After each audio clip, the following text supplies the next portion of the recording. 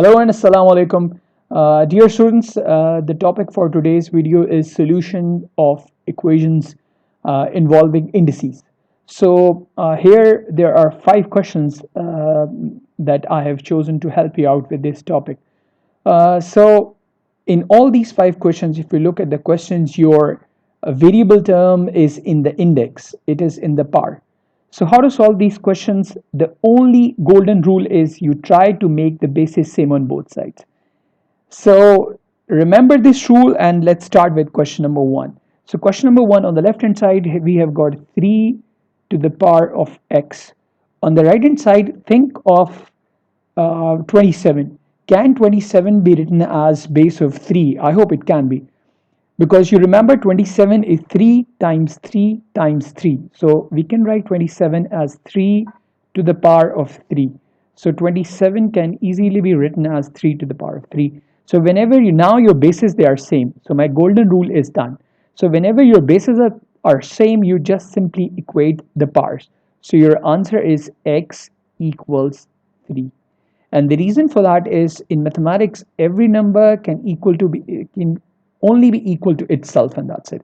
So 3 part 3 is a number. This is 27. So it can only be equal to 3 part 3 and no other value. So that's why your x is equal to 3. So you just make the basis same, and whatever is there in the indices, you equate them and you get your answer. Now proceed to question number 2. 4 power x equals to 16. So your left hand side is 4 to the power x and your right hand side is 16. So think, if you can convert this 16, you can write this 16 as some power of 4, as some index of 4. So yes, you can, because 16 is 4 times 4. This means 16 can be written as 4 squared. So now since your bases are same, you just simply equate the powers. So your x equals 2. This is your second answer. Let's proceed to question number 3. Here on the left hand side we have got 4 power x, on the right hand side we have got 8. So can you think of any means in which 8 can be written as some index of 4? I hope this is not possible. Why? Because 4 to the power 1 is 4. 4 to the power 2 is 16, and 4 to the power 3 will be larger, and then you will get larger values. So 8 cannot be written as power of 4.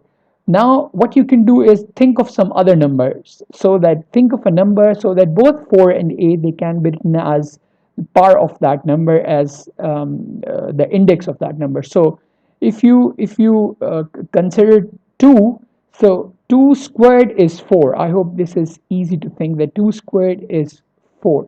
And about 8, 2 cube, 2 to the power 3 is 8. So you can use 2 on both sides. Now let's start with this question. The solution is,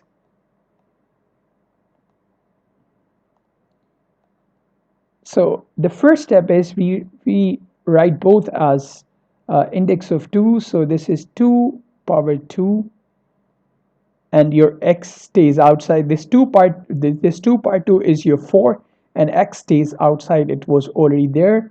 And 8 can be written as 2 to the power of 3. Now use laws of indices. This 2 and x, whenever these two indices they come like that, they are multiplied. So this becomes 2 to the index of 2x equals 2 to the index of 3. So now what will be the next step? Your bases, they are same now. You just equate the indices. So your 2x counts to 3. So whenever your bases are same, you just simply equate the indices, and that's all. So now divide both sides by 2. Divide both sides by 2 now. And your 2 and 2, they are gone. So your x equals 3. This is your final answer.